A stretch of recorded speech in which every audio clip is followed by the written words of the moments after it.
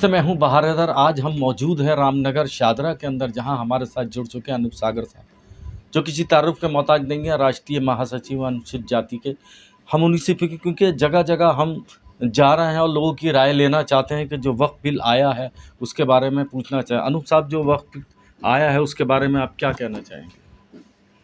मैं सबसे पहले आपके चैनल का धन्यवाद करता हूं और आपका धन्यवाद करता हूं। और आपने सही समय पर सही सवाल किया है। जहां तक वक्फ बोर्ड बिल का जो सवाल है, वो जो लाया गया है वो आनन फानन में मोदी सरकार ने अपने कुछ जो इनके जाने पहचाने उद्योगपति हैं उनको बचाने के लिए ये वक्फ बोर्ड बिल लाया गया है। अगर वक्फ बोर्ड बिल को लाने की अगर इनकी नीयत होती, इनकी साफ़ नीयत होती, इनकी नीयत में खोट नहीं होता, तो ये वक्फ बोर्ड बिल 2014 से लेकर 2019 तक मोदी सरकार की पूरी बहुमत सरकार थी। उन्हें चंद्रबाबू नायडू के सहारे की ज़रूरत नहीं थी, उन्हें नीतीश बाबू के सहारे की ज़रूरत नहीं थी, उन्हें जयंत चौधरी के सहारे की ज़रूरत नहीं थी, उन्हें जो है चिराग पासवान के सहारे की ज़रूरत नहीं थी। लेकिन आज की परिस्थिति में 2025 में जो ये आनन फानन में जो बिल लाया गया है, इस बिल के लाने का मकसद शायद देश की जनता को नहीं पता है। इसलिए क्या कारण था ऐसा इमरजेंसी? हाँ, मैं बताना चाहता हूँ, मैं उसी पे आना चाहता हूँ कि जो आनन फानन में जो ये वक्फ बोर्ड बिल लाया गया है, ये अपने चंद उद्योगपति, जो इनके चहेते उद्योगपति हैं, जिसके लिए इन्होंने हिंदुस्तान की जनता को बिल्कुल फांसी के फंदे पर लटका दिया है, उनके पेट पे लात मारने का काम किया, उन्हें भूखे मरने का काम किया है। उन उद्योगपतियों को बचाने के लिए, उनकी प्रॉपर्टी को बचाने के लिए ये रात में 2-2 3-3 बजे तक पार्लियामेंट में बैठने का ड्रामा कर रहे हैं। अगर ऐसा नहीं करेंगे तो जिन उद्योगपतियों से इन्होंने अरबों खरबों रुपया कर्ज लेके हिंदुस्तान की सत्ता पर कब्जा किया है, वो इनकी नाक में नकेल डालने का काम करेंगे।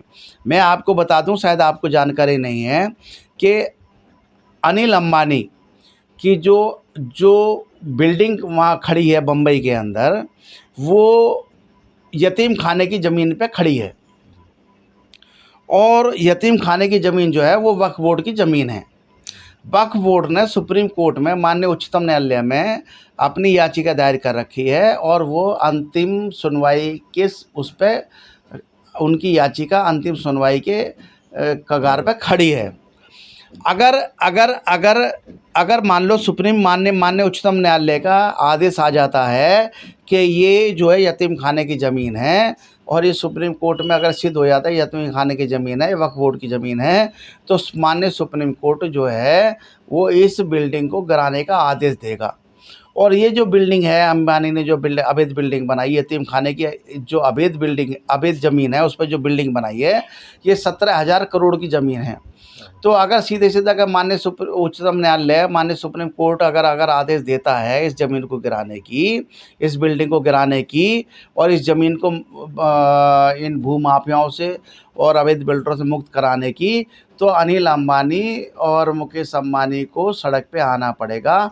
और ये वक्फ बोर्ड की जो ज़मीन है, यतीम खाने की ज़मीन है, ये वक्फ बोर्ड को वापस करनी पड़ेगी। ऐसा ना हो, इसीलिए इन्होंने दिन रात मेहनत करके वक्फ बोर्ड कानून लाए हैं। और ये इनकी नीयत में खोट है, ये वक्फ बोर्ड कानून इनकी नीयत में खोट है। ये किसी भी कीमत में पूरी ईमानदारी के साथ अपने उद्योगपतियों के साथ हैं। ये वक्फ बोर्ड बिल जो है हिंदुस्तान के जो देश के जो मुसलमान हैं, इन्होंने देश के लिए जो कुर्बानी की है, इनके पूर्वज, मुसलमानों के पूर्वजों ने जो कुर्बानी की है, ये उनसे उनके अधिकार को छीनने की साजिश है। मैं इस वक्फ बोर्ड बिल को जो लाया गया है, मैं इसका कड़े शब्दों में निंदा करता हूँ।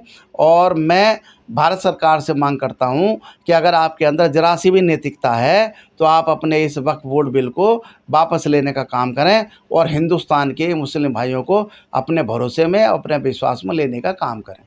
जो धीरेन्द्र शास्त्री जी हैं, जो राम राज्य की बात करते हैं और हिंदू गांव बसाने की बात करते हैं, उस पर क्या कहेंगे आप? मैं जहां धीरेन्द्र शास्त्री जो एक कथावाचक हैं, पहली बात तो मैं ये कहना चाहता हूँ, मेरा एक सुझाव है कि वो हिंदुस्तान की राजनीति से दूर रहें। कथावाचक हिंदुस्तान में बहुत सारे लोग हैं और आप भी हैं, लेकिन आप जो है हिंदुस्तान में आप कथावाचक अपने अपने काम को छोड़ के, मूल काम को छोड़ के, आपका जो मूल कर्म है उसे छोड़ के आप हिंदुस्तान में देश के जो हिंदू मुस्लिम और सिख ईसाई हैं उनके बीच में आप आग लगाने का काम कर रहे हैं।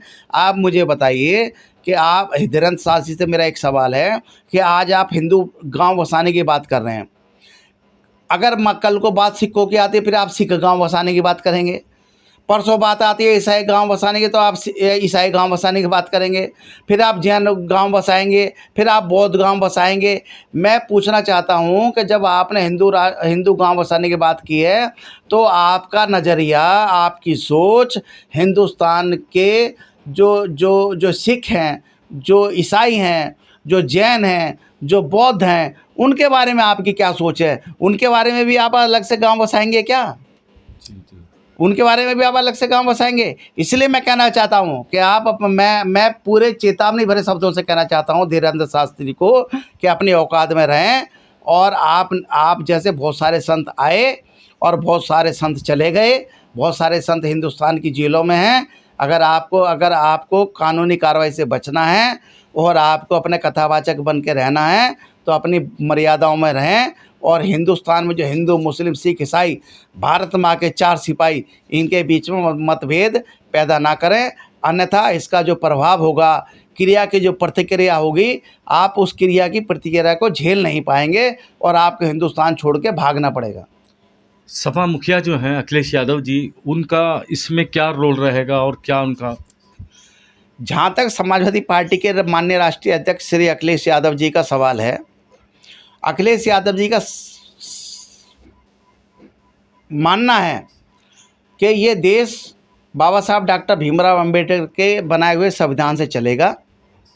इस देश में देश की एकता अखंडता कायम रहेगी, देश की लोकतांत्रिक व्यवस्था कायम रहेगी, देश की धार्मिक सद्भावना कायम रहेगी।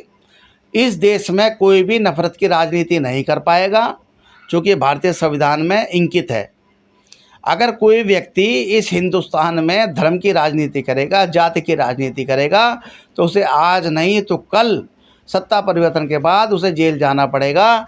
माननीय अखिलेश यादव जी हिंदुस्तान की एकता अखंडता में विश्वास रखते हैं, धर्मनिरपेक्षता में विश्वास रखते हैं और धार्मिक सद्भावना में विश्वास रखते हैं।